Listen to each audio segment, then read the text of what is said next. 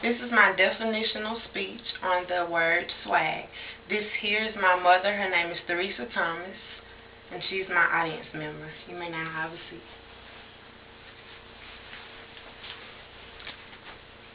This is my note card. This is the front of it, and this is the back. My definitional speech is for Dr. White's class, speech 1101. The CRN number is 41244. My definitional speech will be on the word swag. Swag is the appearance, the style, or the way he or she presents themselves. Swag is made up over your overall confidence and style.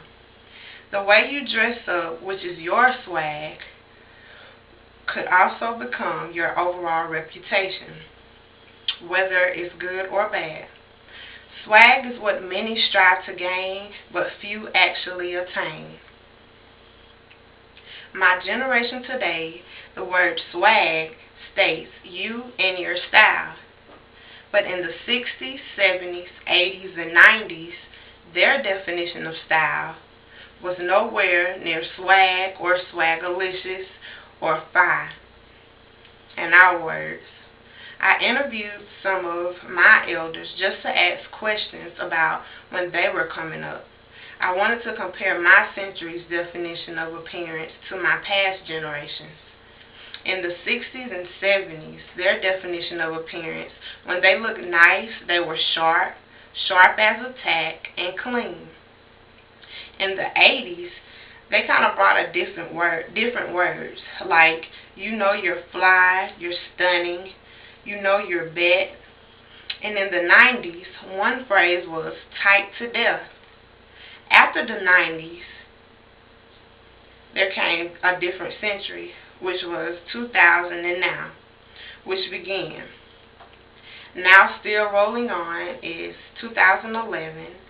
My new century states different words such as swag, which is my speech is on, and you're G'd, you're fly, or just swagged up. That is the end of my speech, and now I'll have my audience member ask my questions.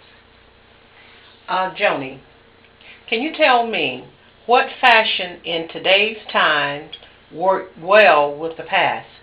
I can say that all fashion worked well with past nowadays, because all fashion now is from the past. Okay. Question 2. Whose appearance is more popular, the past generation or nowadays? I can say the past again, because all fashion nowadays are formed from the past. Thank you. The end.